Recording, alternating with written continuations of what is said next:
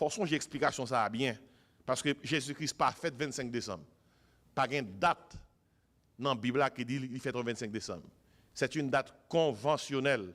La date du 25 décembre est une convention liturgique, non une certitude historique. Et Jésus est réellement né, mais nous ne connaissons pas exactement le jour. Et pas parce que nous avons un jour qui fait que le pas fait. Moi, je connais 2-3 personnes dans l'église, par contre, qui date yo fait. Yo dit, pasteur, je ne sais pas date moi fait. Mais, mon sa yo dit, parce que par contre, qui date que yo fait, yo choisi une date. Yo choisi une date. Même date qui sous baptiste yo dit, yo connaît que famille de Dieu, c'est pas date ça yo fait.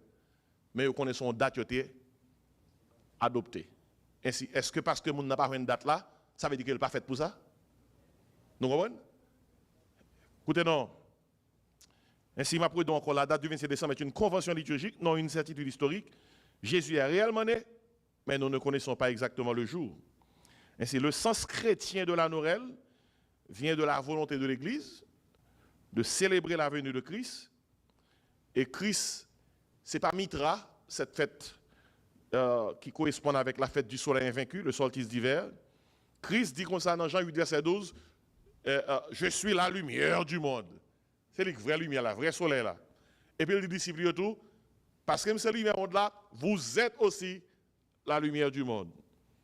Et ainsi, célébrer la venue de Christ, la lumière du monde, ce n'est pas un désir de christianiser le paganisme au rabais. Lorsque célébrer la venue de Christ, ce n'est pas christianiser le paganisme au rabais.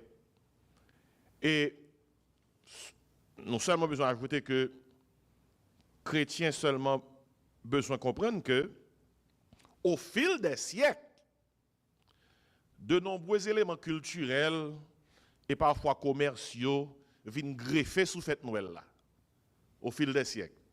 Tant que sapin, cadeau, Père Noël, lumière, décoration. C'est au fil des siècles que ça vient ajouter. Mais célébration était simple lorsque le t'a contrecarré la fête du solstice d'hiver au début. Il y a des gens qui OK, des décorations utilisées seulement comme symbole pédagogique. Comme symbole pédagogique. Un symbole pédagogique, lumière qui allumée à la Noël, s'il voulait dire pour Jésus qui c'est la lumière, ça son symbole pédagogique. Mais si on descend devant pied sapin, tant qu'on adorer là ou pas dans symbole pédagogique ou non idolâtrie. Ainsi, avant de critiquer un monde qui monte en pied sapin, qui met lumière sur lui-même, avant de critiquer un monde, c'est pour dire comme ça, ça veut dire. Avant de critiquer, c'est pour monde dans son symbole pédagogique lié. Qui ça vient pour critiquer là? Il prend l'idolâtrie pour monde ne pas adorer. Lumière, symbole de Jésus-Christ, c'est la lumière du monde. Vous comprenez?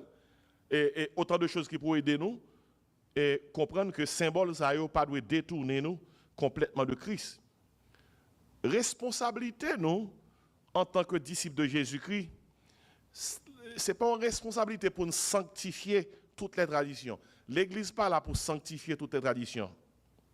Mais en même temps, l'Église pas qu'à rejeter en bloc toutes les traditions. Depuis tradition, il n'est pas idolâtre et ou kakembel s'il a une valeur pédagogique. Mais nous pas sanctifions tradition s'il y a une idolâtrie là-dedans. Et il y a des gens qui disent comment nous sommes capables de discerner ça pédagogique, ça idolâtrie. Écoutez bien, ce qui est clairement biblique, c'est li pour nous gagner. Qui est biblique? L'incarnation du Fils de Dieu, l'adoration, la joie du salut. Et c'est ce qui est clairement biblique, nous kakembel. Deuxièmement, ce qui est culturel mais neutre, nous kakembel. Il y a des choses qui sont culturelles, qui ne sont pas idolâtres, mais neutres, nous kakembel.